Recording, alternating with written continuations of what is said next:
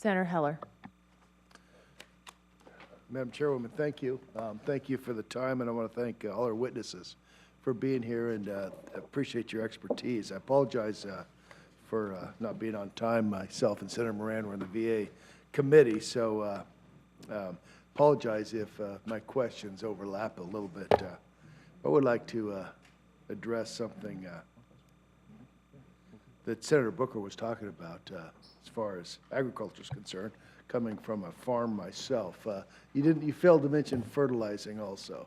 Maybe you did, but you know, all the things that you were talking about. Again, I want to stress are innovation that, whether they're in European countries or Asian countries, are being used today. Is that correct? That is correct, sir. Yes. Nevada was designated one of the 6 Unmanned Air System Test sites, and for that we're grateful. We have some great facilities: Reno-Stead, Nellis, Creech, Fallon, go down the list, Boulder City. In fact, we had a test recently with the governor of one of these unmanned air systems. It was a wonderful experience to be part of that test and to see what they're doing in that particular facility.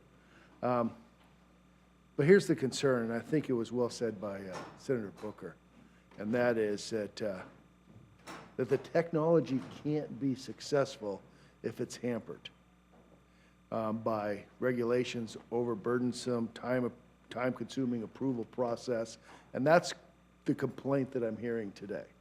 I guess I'd ask Ms. Gilligan this question, and there's no doubt there's privacy issues that you guys have to overcome, and I give you credit for the hard work that it's going to take to overcome that. But these first steps of just testing have become very, very restrictive. And I believe it will dissuade a lot of companies and a lot of people from using some of these test sites and devoting the kind of resources that will be necessary. So I guess my question to begin with would be quite simple, and that is, if the FAA was not required by law, weren't required by law to begin work on integrating drones into the national airspace, would the agency be working on it at all? Yes, sir. We have applicants who have come in who actually want to fully certify their vehicles, and those are underway in our Los Angeles office. And we are building what are the set of standards that those vehicles need to meet. We have an exemption process that anyone could have applied for to authorize operations in the airspace. And we are as mindful as the members of the committee that this is a growing, burgeoning industry, and we do want to be able to support it, but we also want to make sure we've identified if there are risks that could be introduced into the system and that those are fully mitigated. I guess the concern is, and this is the feedback that I'm getting, being one of the 6 states, is the process seems to inhibit testing as opposed to expanding it.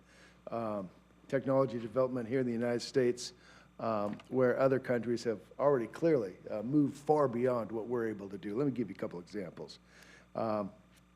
These hoops, the hoops they have to jump through. Every time they want to change designs of their drone, it takes months to get that new design approved. If they do a test and they want to test the same design in a different manner, they have to jump through all these hoops, and it takes months to get the approval in order to do that. And they're arguing it just doesn't foster innovation. And that can be frustrating. That's all I'm hearing. I'm hearing that kind of frustration. I'm going to give Mr. Meisner one more chance to push back on the FAA. You said in your testimony last week that the approval for Amazon was a model that was already outdated. What is it going to take? What is it going to take from the FAA for you to do the work that you guys are trying to achieve? Thank you, Senator. I think what it will take will be a recognition that these are different kinds of aircraft than the ones that they're used to dealing with. This isn't a 777. This is a little device. We'd like to be able to tweak things and move quickly and innovate. We call it iteration within Amazon. That means making new changes all the time, constantly improving, perfecting. I think we're almost to the spot with the FAA where we can do that domestically. It's just taken a long time to get here. My biggest concern, however, Senator, is that we're not planning for that future in which drones will be able to fly beyond visual line of sight with a high degree of automation. We're not planning like the Europeans are, and we should be. Okay. Chairman, my time's run out, but thank you.